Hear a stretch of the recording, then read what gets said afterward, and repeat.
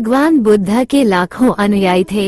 इन्हीं में से एक पिछले कई सालों से रोजाना उनके आश्रम में जाया करता था, उनके प्रवचन सुना करता था, ध्यान लगाया करता और वापस चला जाता। ये सिलसिला ऐसा ही चलता रहा, मगर एक दिन यह अनुयायी आश्रम नहीं आया और उसके बाद उसने आश्रम में जाना ही छोड़ दिया, बाकी कई लोगों की तरह। बुद्ध ने भी यह महसूस किया कि उसका नियमित आने वाला अनुयायी किसी वजह से अब आना बंद हो गया है। इस बात को कई दिन बीत गए। एक दिन बुद्ध अपनी भिक्षा मांगकर एक गांव के रास्ते से गुजर रहे थे। ये गांव दरअसल उसी अनुयायी का था जिसने अब आश्रम में आना छोड़ दिया था। बुद्ध उस अनुयायी के घर की तरफ चल दिए। जब उसके घर के पास पहुँचे तब वो अनुयायी अपने घर के आंगन में कुछ काम कर रहा था। बुद्ध को देखते ही वो उनके पास आया, उन्हें प्रणाम किया और उन्हें बैठने के लिए आंगन के चबूतरे पर चटाई बिछा दी। बुद्ध चटाई पर आराम से बैठ गए और अनुयायी से बात करने लगे।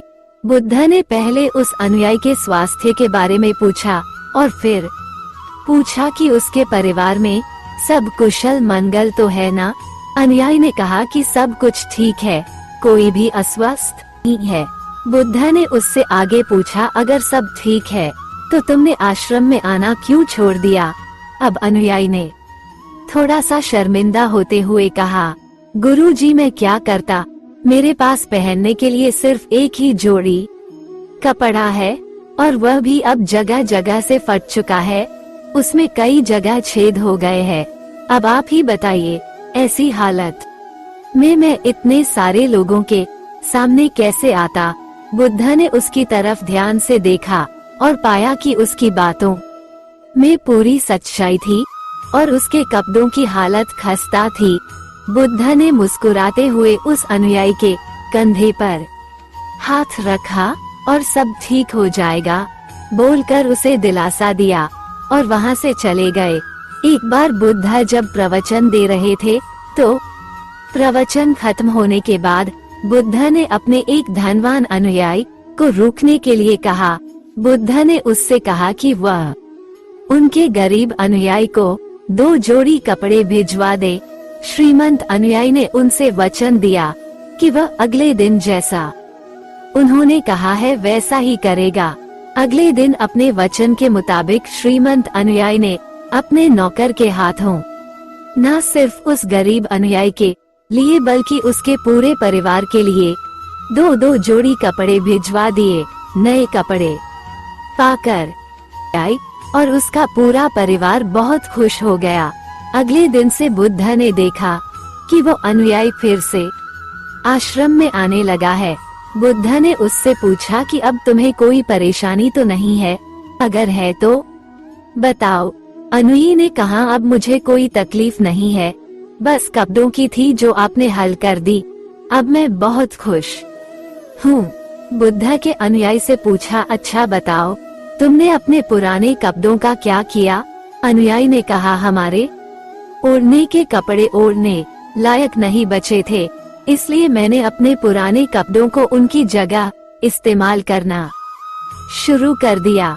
बुद्ध ने पूछा, फिर तुमने अपने ओढ़ने वाले कपड़े का क्या किया। मैंने उन्हें पर्दों की जगह इस्तेमाल करना शुरू कर दिया।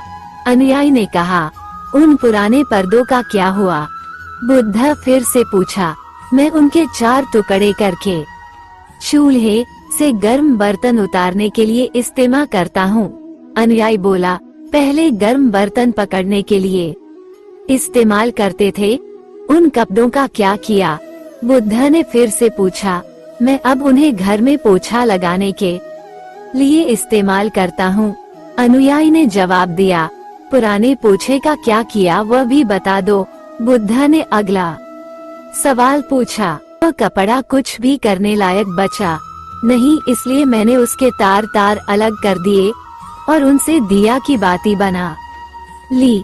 इन्हीं बत्तियों में से एक बाती आज इस आश्रम में भी मैंने जलाई है, उसी की रोशनी में हम बैठे हैं। भगवान बुद्ध अनुयायी के जवाबों से बहुत खुश हुए उन्हें इस बात का काफी संतोष हुआ कि उनका अनुयायी किसी भी वस्तु को अच्छी तरह से इस्तेमाल करता है और हर वस्तु की कद्र करता है। दोस्तों, इस कहानी को उन लोगों तक जरूर पहुंचाए जो उन्हें आसानी से मिलने वाली वस्तुओं की कद्र नहीं करते और जरूरत से के ज्यादा लेते हैं।